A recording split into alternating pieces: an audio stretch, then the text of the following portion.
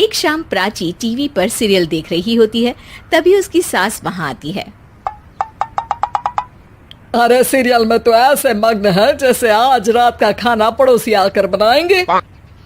मुझे पता ही नहीं था आपने अपने बेटे की शादी पड़ोस में भी की हुई है। हैं? मतलब? मतलब इस घर में सारा काम बहू ही करती है, आप तो सिर्फ खर्राटे मारती हैं।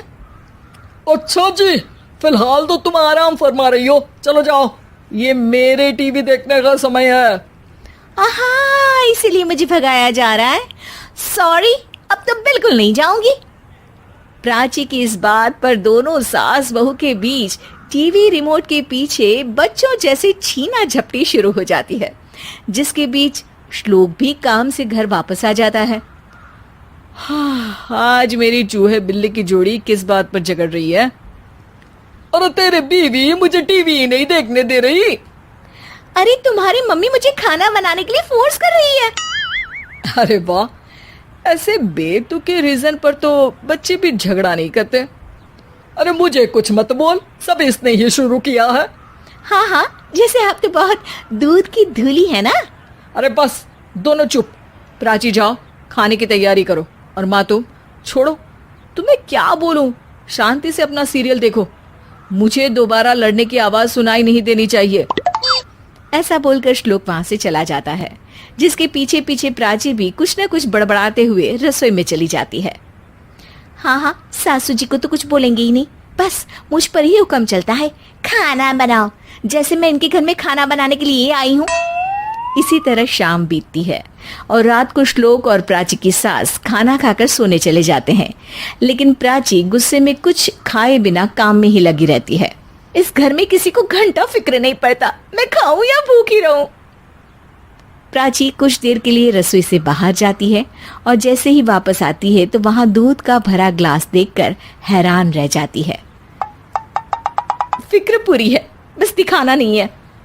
प्राची दूध पीकर सोने चली जाती है और अगली सुबह एक बार फिर सास बहू का कार्टून नेटवर्क स्टार्ट हो जाता है। ये तुमने ही किया है। अरे अजीब जबरदस्ती है, मैं बोल रही हूँ मैंने कुछ नहीं किया। दोनों ने मिलकर पूरे घर को पागल खाना बनाया हुआ है। यहाँ कोई नॉर्मल इंसान तो रह ही नहीं सकता, इसीलिए अब पड़ोसी क्या रिश्तेदार भी घर आने से कतराते हैं।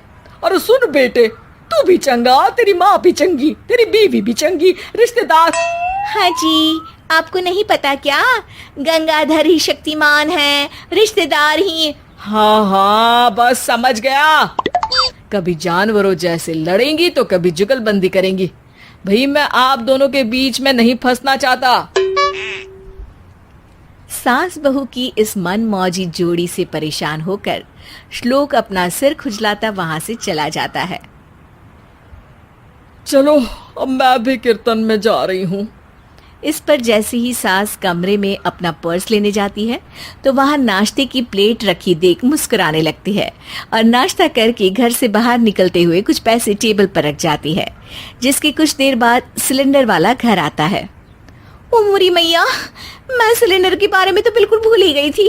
घर खर्च के सारे पैसे भी मम्मी के पास है और श्लोक से बोला तो उल्टा 4 बात सुनाएंगे।